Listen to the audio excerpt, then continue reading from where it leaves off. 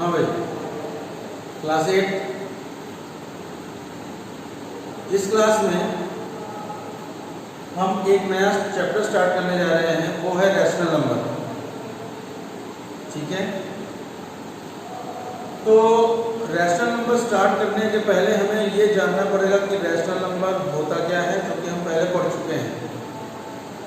ठीक है ना, तो देखो भाई, रैशनल नंबर किसे कहते हैं?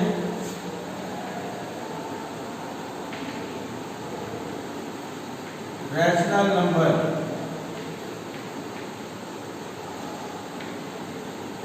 इसकी डेफिनेशन में होता है कि एनी नंबर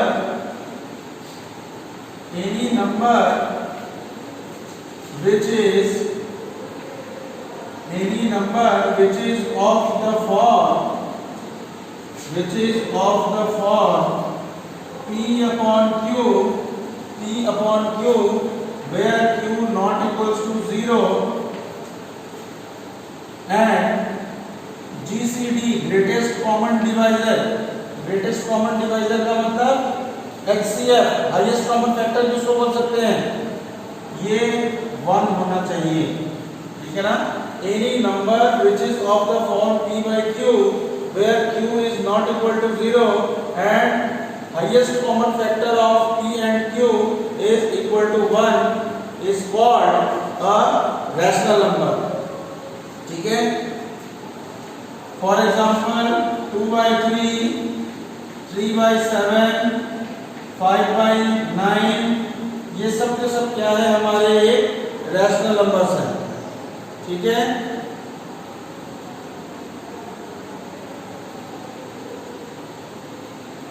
ठीक है ना, तो 2 by 3, 3 by 7 और 5 by 9 ये तीनों के तीनों हमारे रैशनल नंबर के एग्जांपल्स हो गए।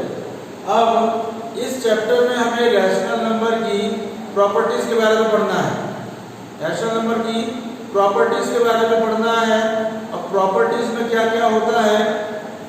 जैसे कम्यूटेटिव प्रॉपर्टी होता है, एसोसिएटिव प्रॉपर्टी होता है, डिस्ट्रीब्यूटिव होता है, ठीक है, क्लोजर प्रॉपर्टी होता है। ठीक है ना, इन चारों चीजों को हमको पढ़ना है और एनसीईआरटी में हमें होल नंबर, इंटीजर और रैशनल नंबर, ये तीनों के लिए ये सारी प्रॉपर्टीज हमें पढ़नी है। क्लियर? तो चलो प्रॉपर्टी पर स्टार्ट करते हैं।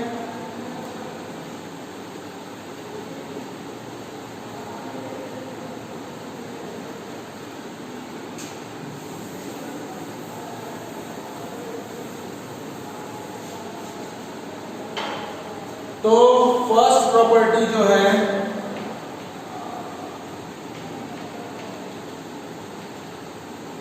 फर्स्ट प्रॉपर्टी है क्लोजर प्रॉपर्टी। फर्स्ट प्रॉपर्टी का क्या नाम है भाई? Closure property. तो अब क्लोजर प्रॉपर्टी क्या है देखो। अच्छा, क्लोजर में भी सबसे पहले हम बताएंगे होल नंबर के केस में। होल नंबर के केस में क्लोजर प्रॉपर्टी होल्ड करती है या नहीं? सबसे पहले तो क्लोजर का क्या मतलब होता है? क्लोजर का मतलब ये होता है कि अगर हम, जैसे हमने यहाँ पे पहला केस होल नंबर का लिया है, तो अगर हम दो होल नंबर ले लें और दोनों होल नंबर के बीच में या तो हम प्लस लगा दें, या तो माइनस लगा दें, या तो मल्टीप्लाई का साइन लगा दें, या तो डिवीजन का साइन लगा दें, तो क्या जो हमें आंसर मिलेगा क्या वो होल नंबर ही मिलेगा? अगर होल नंबर ही मिल रहा है तो हम कहेंगे कि वो जो दो नंबर है वो उस ऑपरेशन, यानी कि अगर प्लस लगा है तो प्लस के ऊपर हमारा क्लोज्ड है। ठीक है, तो देखो भाई, अगर सपोज हम एडिशन के केस में चलते हैं, अगर हम ऐड करते हैं, जैसे होल नंबर हमारा क्या होता है? 0 से स्टार्ट होता है और इनफाइनाइट तक जाता है। तो कोई सा भी दो होल नंबर ले लो, सपोज हमने 2 ले लिया और 5 ले लिया। ठीक है ना, अब अगर हम इन दोनों को प्लस कर दें तो हमें क्या मिलेगा? 7। अब क्या ये 7 हमारा होल नंबर है? बोलो भाई, 7 हमारा होल नंबर है या नहीं? ठीक है ना। तो इसका मतलब ये जो प्लस है वो होल नंबर में एडिशन जो होता है वो क्लोज्ड होता है। होल नंबर में एडिशन एक क्लोज्ड होता है। इसी तरह अगर हम सब्ट्रैक्शन का देखें, यही दो नंबर अगर हम ले लें, जैसे 2 ले लें और 5 ले लें, तो 2 और बीच में माइनस लगा दें, तो 2 माइनस 5 ये कितना होगा भाई? -3 होगा। ठीक है ना। तो देखो 7 में जो है ये क्लोज्ड होगा और 2 और -5 अगर हम करें तो ये -3 आ रहा है। तो क्या -3 हमारा होल नंबर है? नहीं है ना। तो -3 हमारा होल नंबर नहीं है, इसलिए ये क्लोज नहीं होगा।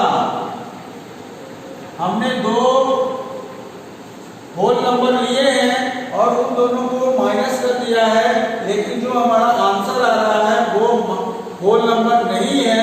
इसलिए हम कहेंगे कि जो होल नंबर है वो सब्ट्रैक्शन के केस में क्लोज नहीं होता है। बात समझ में आ रहा है? अब इसी तरह अगर हम 2 into 5 कर लें, तो into 5 करें तो हमें क्या मिलेगा भाई? 10 मिलेगा। तो क्या ये जो 10 है वो हमारा होल नंबर है? ठीक ना। ये 10 हमारा होल नंबर होगा। इसका मतलब ये जो होल नंबर है वो हमारा मल्टीप्लिकेशन के केस में क्लोज होता है। क्लियर है? अब इसके बाद अगर हम 2/5 करें या फिर 5/2 कर सकते हैं, कोई दिक्कत नहीं है। तो अगर हम 2/5 करें तो हमारा क्या आ जाएगा भाई? 0.4। अब ये डिवाइड कर रहे हैं, पहले हमने ऐड किया, फिर सब्ट्रैक्ट किया, फिर मल्टीप्लाई किया, अब डिवाइड कर रहे हैं। तो 2 को अगर हम 5 से डिवाइड करें तो हमें 0.4 मिल रहा है और 0.4 हमारा होल नंबर नहीं है। इसलिए ये जो होल नंबर है वो डिवीजन के लिए भी क्लोज नहीं होगा। बात समझ में आया? होल नंबर के लिए हमने एडिशन बताया, सब्ट्रैक्शन बताया, मल्टीप्लिकेशन बताया और डिवीजन बताया। ये चारों चीजें समझ में आ गई कि कब क्लोज होगा, कब क्लोज नहीं होगा। बोलो भाई।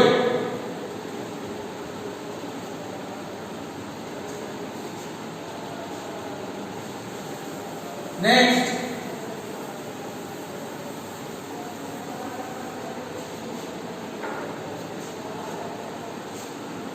अभी भी क्लोजर ही चलेगा। अब जैसे हमने होल नंबर के लिए बताया है, अब हम किसके लिए बताएंगे? इंटीजर के लिए। इंटीजर के लिए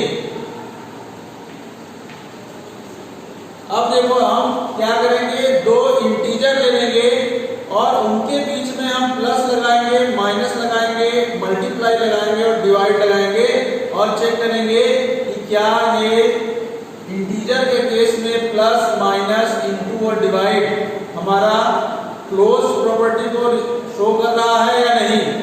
इसका मतलब कि अगर हम दो इंटीजर लें, सपोज हमने आप कोई दूसरा और इंटीजर ले लिया, सपोज 3 और 7 ले लिया, ठीक है। अगर हम इन दोनों को प्लस कर दें, अगर हम इन दोनों को प्लस कर दें तो कितना आ जाएगा? 10 आ जाएगा। तो देखो भाई 3 भी एक इंटीजर है, 7 भी एक इंटीजर है और इन दोनों को अगर हम प्लस कर रहे हैं तो हमें 10 मिल रहा है और ये 10 भी क्या है? एक इंटीजर ही तो है, ठीक है ना। इसका मतलब दो इंटीजर को जोड़ने पे हमें जो आंसर मिल रहा है वो भी इंटीजर ही है। इसलिए ये जो इंटीजर होगा वो एडिशन के केस में हमारा क्लोज होगा। क्लियर? इसी तरह अगर हम 3 - 7 करें, 3 - 7 करें तो देखो कितना आएगा? -4 आ जाएगा, है ना। तो देखो यहाँ पे 3 भी एक इंटीजर है, 7 भी एक इंटीजर है और उन उन दोनों के बीच में अगर हम सब्ट्रैक्शन लगा रहे हैं तो हमें -4 आ रहा है। तो क्या ये -4 एक इंटीजर है भाई? बोलो भाई, -4 इंटीजर है या नहीं है? तो -4 जो है देखो भाई हमारा इंटीजर होता है, भले इसमें माइनस लगा है लेकिन इसको हम कैसा इंटीजर बोलेंगे? नेगेटिव इंटीजर होता है। इंटीजर जो है पॉजिटिव भी हो सकता है, नेगेटिव भी हो सकता है। तो ये सिर्फ हमारा एक नेगेटिव इंटीजर है, इंटीजर तो है, इसलिए ये हमारा जो डिफरेंस है यानी कि सब्ट्रैक्शन है वो भी इंटीजर के केस में क्लोज होगा। ठीक है। इसी तरह 3 into 7 अगर हम कर दें, 3 into 7 का मतलब देखो 3 भी एक इंटीजर है, 7 भी एक इंटीजर है, और इन दोनों के बीच में अगर हम मल्टीप्लाई लगा दें तो हमें 21 मिलेगा, 21 मिलेगा। और क्या 21 हमारा एक इंटीजर है? तो 21 एक इंटीजर है, इसका मतलब कि जो मल्टीप्लिकेशन है वो भी इंटीजर के केस में हमारा क्लोज होता है। क्लियर? और इसके बाद 3/7 अगर हम डिवाइड कर दें तो डिवाइड जब करेंगे तो देखो भाई हमें क्या मिलेगा? लगभग 0.4 के अप्रॉक्स मिलेगा, लगभग 3/7 का मतलब अप्रॉक्सीमेट 0.4। क्या 0.4 हमारा इंटीजर है भाई? इंटीजर नहीं है। इसका मतलब कि जो डिवाइड है, डिवीजन है, वो हमारा इंटीजर के केस में नॉट क्लोज नहीं होगा। उम्मीद करते हैं ये भी समझ में आ गया होगा। बोलो भाई,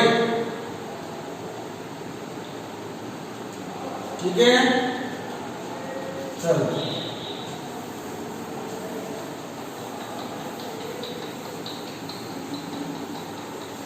थर्ड जो है वो है रैशनल नंबर।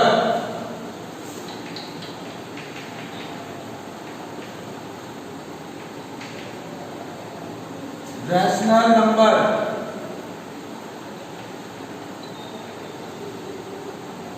अब इसमें क्या करना है? इसमें भी हमें प्लस माइनस मल्टीप्लिकेशन और डिवीजन लेना है, लेकिन अब इसमें हम जो दो नंबर्स लेंगे वो दोनों रैशनल नंबर होने चाहिए।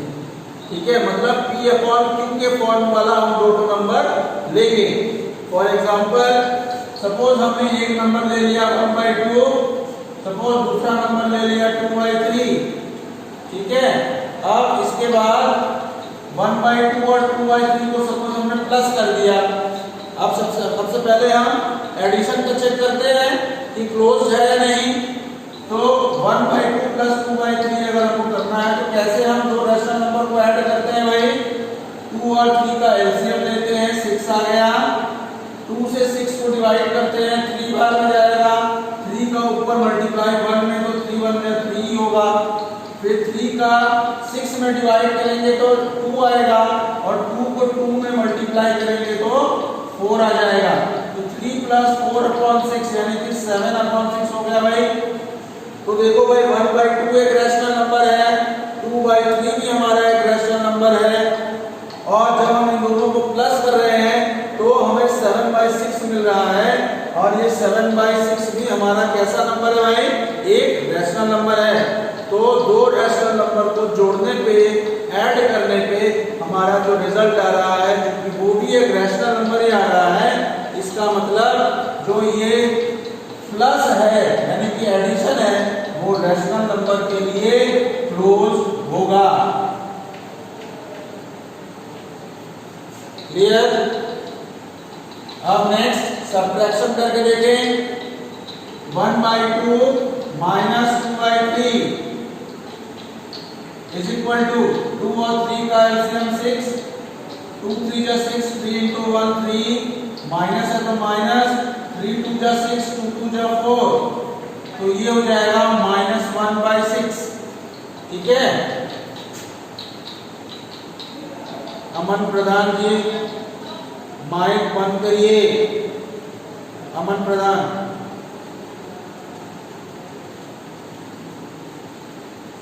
अब इसमें -1/6 आ गया। तो देखो भाई, एक जो हमारा रैशनल नंबर है वो 1/2 है, 2/3 भी हमारा रैशनल नंबर है। जब हमने दोनों रैशनल नंबर को माइनस किया, सब्ट्रैक्ट किया, तो हमें आंसर मिल रहा है -1/6। क्या ये भी हमारा एक रैशनल नंबर है?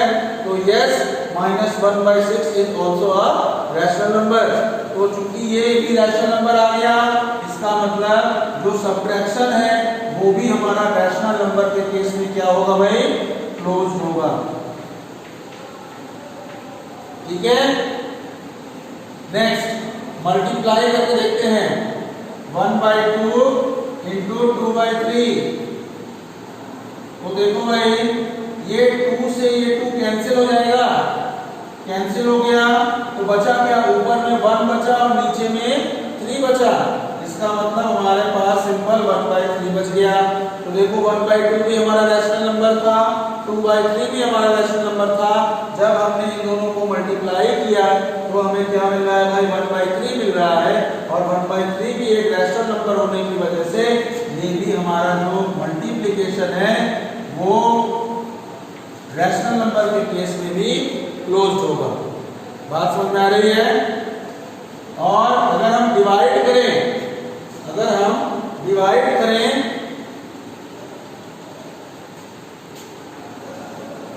जैसे 1/2 में अगर हम डिवाइड कर दें 2/3 का, 1/2 में अगर हम डिवाइड कर दें 2/3 का, तो इसमें कैसे होता है भाई? जो सबसे नीचे होता है उसका मल्टीप्लिकेशन सबसे ऊपर वाले के साथ होता है, और जो दोनों मिडिल में रहते हैं, बीच में रहते हैं, उन दोनों का मल्टीप्लिकेशन आपस में होता है। इसका मतलब ये 3 ऊपर जाके 1 से मल्टीप्लाई होगा, यानी कि 3 ही रहेगा, और 2 जो है ये 2 दोनों मल्टीप्लाई होके बना देंगे कितना? 3/4। ठीक है ना? तो देखो भाई, एक रैशनल नंबर 1/2 है, दूसरा रैशनल नंबर 2/3 है, और दोनों को अगर हम डिवाइड करें तो जो हमें 3/4 मिल रहा है ये भी तो एक रैशनल नंबर है। इसका मतलब रैशनल नंबर को अगर हम रैशनल नंबर से डिवाइड करते हैं तो हमें आंसर जो मिलता है वो भी एक कैसा नंबर होता है भाई? रैशनल नंबर होता है। इसका मतलब जो डिवीजन है वो हमारा रैशनल नंबर के केस में क्लोज होता है। बात समझ में आ गया? चलो अब आगे, अब जो है सेकंड प्रॉपर्टी के ऊपर चलना है। सेकंड प्रॉपर्टी क्या है भाई? देख लेते हैं।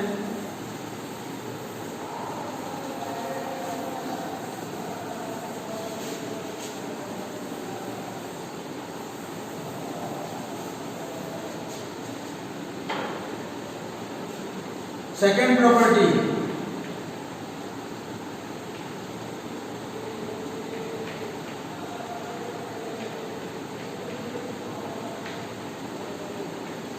सेकेंड प्रॉपर्टी है हमारी कम्यूटेटिव।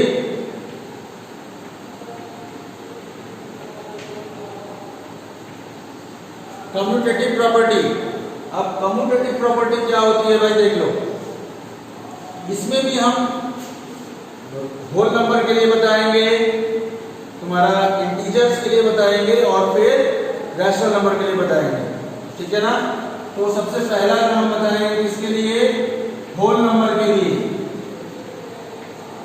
Whole number. अब देखो कम्यूटेटिव का क्या मतलब होता है?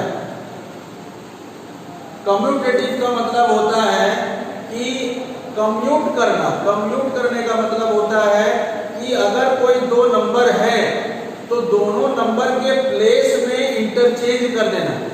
मतलब कि अगर कोई दो नंबर सपोज 2 और 3 है, तो अगर तुमने पहले 2 लिखा है फिर बाद में 3 लिखा है, तो कम्यूटेटिव में ये होगा कि जो 3 है वो पहले आ जाएगा और जो 2 है वो बाद में चला जाएगा।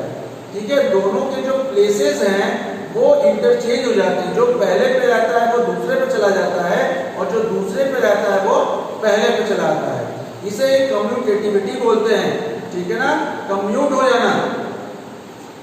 तो अब इसका हम यूज करें और बताएं कि ये कम्यूटेटिव है या नहीं, मतलब एडिशन, सब्ट्रैक्शन, मल्टीप्लिकेशन और डिवीजन। तो अगर हम दो होल नंबर ले लें, जैसे मान लो 2 और 3, अगर हम एडिशन के केस में सबसे पहले देखते हैं, 2 + 3 लिखें या फिर इसको अगर हम कम्यूटेटिव बोल दें, मतलब उल्टा कर दें, 3 को पहले लिखें 2 को बाद में लिखें, क्या दोनों का आंसर सेम ही आएगा? 2 + 3 करो या फिर 3 + 2 करो, क्या आंसर सेम ही आएगा भाई? सेम ही आएगा, क्योंकि 2 + 3 करेंगे तब भी हमें 5 ही मिलेगा, या फिर 3 + 2 करेंगे तब भी हमें 5 ही मिलेगा। इसका मतलब ये दोनों बराबर है और ये 5 के बराबर है। इसका मतलब जो हमारा एडिशन है होल नंबर के केस में कम्यूटेटिव होगा, कम्यूटेटिव होगा। ठीक है। इसी तरह अगर हम 2 - 3 करें या फिर 3 - 2 करें, क्या दोनों का मतलब सेम है? 2 - 3 या फिर 3 - 2, क्या दोनों सेम चीज है? सेम चीज नहीं है। क्यों नहीं है? क्योंकि 2 - 3 जो है हमारा -1 देगा, जबकि 3 - 2 हमारा +1 देगा। तो -1 और +1 तो बराबर नहीं होगा। इसका मतलब this is not equal to 3 - 2। 2 - 3 is not equal to 3 - 2। इसका मतलब हम क्या बता सकते हैं कि जो सब्ट्रैक्शन है वो होल नंबर के केस में नॉट कम्यूटेटिव, ये जो है कम्यूटेटिव नहीं होगा। बात समझ में आ रही है भाई? ठीक। अब आगे है कि 2 × 3 मल्टीप्लिकेशन के लिए हम देख रहे हैं, तो 2 × 3 करो या फिर 3 × 2 करो, क्या दोनों का आंसर सेम आएगा? बोलो भाई, आएगा? तो 2 × 3 करो या फिर 3 × 2 करो, हमें तो आंसर 6 ही मिलेगा। इसका मतलब कि दोनों कम्यूटेटिव प्रॉपर्टी को सेटिस्फाई करते हैं। इसका मतलब जो मल्टीप्लिकेशन है वो होल नंबर के केस में कम्यूटेटिव होता है।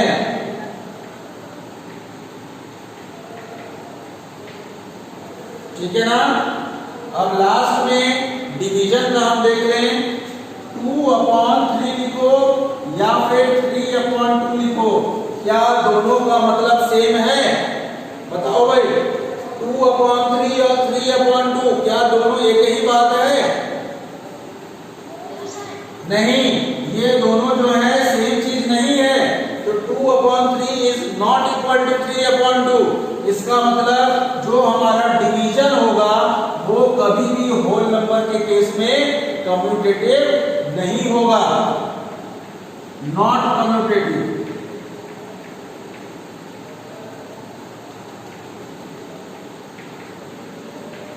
बात समझ में आया इतना? किसी को दिक्कत है तो बताओ भाई।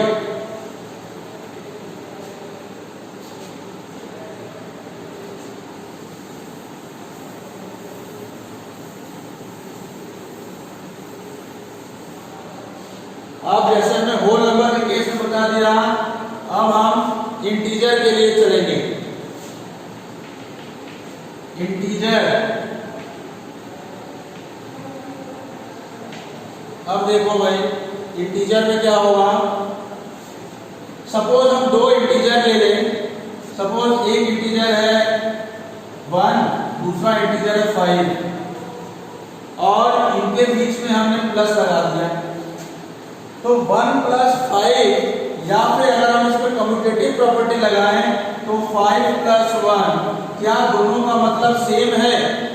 1 + 5 और 5 + 1, क्या दोनों सेम चीज है? क्योंकि दोनों का आंसर 6 ही आएगा। ठीक है ना?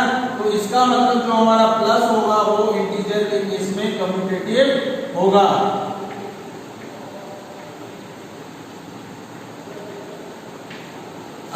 इसी तरह अगर हम सब्ट्रैक्शन की बात करें तो 1 माइनस 5 या फिर 5 माइनस 1 दोनों बराबर नहीं होगा, क्योंकि 1 माइनस 5 हमारा -4 होगा और 5 माइनस 1 हमारा +4 होगा। तो -4 और +4 हमारे बराबर नहीं है, इसलिए हम कहेंगे कि जो सब्ट्रैक्शन है वो हमारा इंटीजर के केस में नॉट कम्यूटेटिव होगा, मतलब कम्यूटेटिव नहीं होगा। बात समझ में आ रही है? इसी तरह मल्टीप्लिकेशन के लिए 1 into 5 करो या फिर 5 into 1 करो, दोनों का मतलब सेम ही होगा, क्योंकि दोनों केस में आंसर हमारा कितना आएगा भाई? 5 आएगा। तो इसका मतलब जो हमारा मल्टीप्लिकेशन है वो इंटीजर के केस में कम्यूटेटिव होगा।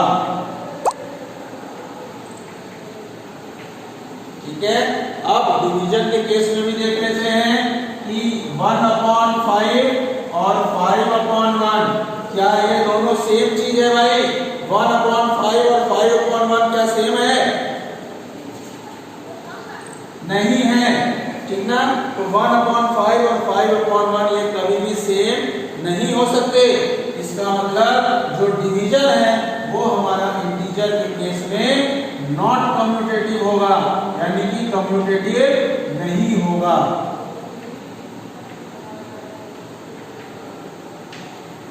क्लियर है? अब एक चीज और आज बता देते हैं, रैशनल नंबर के लिए कम्यूटेटिव कैसे होल्ड करता है और कैसे होल्ड नहीं करता है।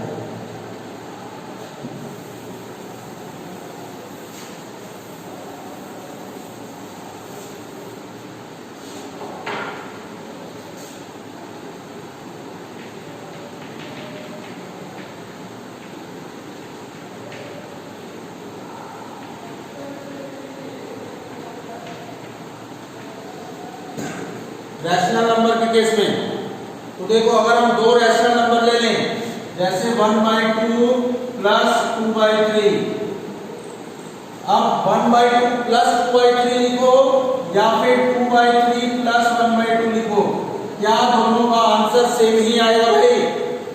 बोलो, 1/2 प्लस 2/3 बोलो या फिर 2/3 प्लस 1/2 बोलो, क्या दोनों का आंसर सेम ही आएगा? तो आंसर सेम ही आएगा। हाँ, आंसर सेम ही आएगा। इसका मतलब जो ये हमारा एडिशन का साइन है वो हमारा रैशनल नंबर के केस में कम्यूटेटिव होगा। ठीक है, इसी तरह अगर हम सब्ट्रैक्शन की बात करें तो 1/2 माइनस 2/3 या फिर 2/3 माइनस 1/2, क्या दोनों सेम चीज होंगे? तो दोनों देखो भाई, सब्ट्रैक्शन इसमें सेम चीज नहीं होंगे। ठीक है, सेम चीज नहीं होंगे, इस वजह से जो हमारा सब्ट्रैक्शन होगा वो रैशनल नंबर के केस में कम्यूटेटिव नहीं होगा। ठीक है, अब अगर हम मल्टीप्लिकेशन की बात करें तो 1/2 into 2/3 या फिर 2/3 into 1/2, तो क्या दोनों सेम ही चीज होगा भाई? देखो, यहाँ पे भी 2 से 2 कैंसिल हो जाएगा, यहाँ पे भी 2 से 2 कैंसिल हो जाएगा, तो यहाँ पे भी हमें 1/3 ही मिलेगा और यहाँ पे भी हमें 1/3 ही मिलेगा। इसका मतलब दोनों के दोनों आपस में बराबर हैं, सेम है। इसका मतलब हम कह सकते हैं कि जो हमारा मल्टीप्लिकेशन वाला ऑपरेशन है वो रैशनल नंबर के केस में कम्यूटेटिव होगा। ठीक है, और अगर हम डिवाइड की बात करें, डिवीजन की बात करें, तो इसमें कैसे होगा भाई?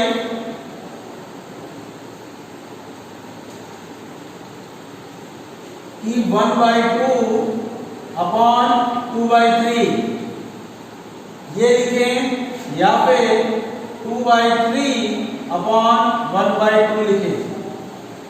क्या ये दोनों सेम चीज होगा? तो इसमें देखो क्या होगा, 3 का मल्टीप्लाई 1 में होगा और 2 का मल्टीप्लाई 2 में होगा, और इसमें क्या होगा, 2 का मल्टीप्लाई 2 में होगा, 1 का मल्टीप्लाई 3 में होगा। तो ये वाला जो नंबर होगा वो कितना होगा 3/4 और ये वाला नंबर कितना होगा 4/3। तो क्या 3/4 और 4/3 सेम चीज है? नहीं, 3/4 और 4/3 सेम चीज नहीं है। और इस वजह से जो हमारा डिवीजन है वो रैशनल नंबर के केस में नॉट कम्यूटेटिव होगा, मतलब कि ये कम्यूटेटिव नहीं होगा भाई। ठीक है, तो भाई आज के इस क्लास में हमने रैशनल नंबर की प्रॉपर्टीज, दो प्रॉपर्टीज पढ़ी हैं, एक क्लोजर प्रॉपर्टी और एक कौन सी वाली भाई कम्यूटेटिव प्रॉपर्टी पढ़ी है। ठीक है, इसके बारे में अच्छे से समझ लीजिएगा। नहीं समझ में आता है तो जब वीडियो अपलोड करेंगे उसको बार बार देखिए, अच्छे से समझ में आ जाएगा। ठीक है ना। अब कल की जो मेरी क्लास होगी उसमें हम नेक्स्ट जो प्रॉपर्टी है एसोसिएटिव प्रॉपर्टी है, उसके बाद डिस्ट्रीब्यूटिव प्रॉपर्टी है, उसके बाद 1 का क्या रोल है, 0 का क्या रोल है, नेगेटिव नंबर्स का क्या रोल है, ये सब चीजें हम कल की क्लास में पढ़ेंगे। ठीक है ना। चलो आज के लिए बस इतना ही भाई, ऑफ करो।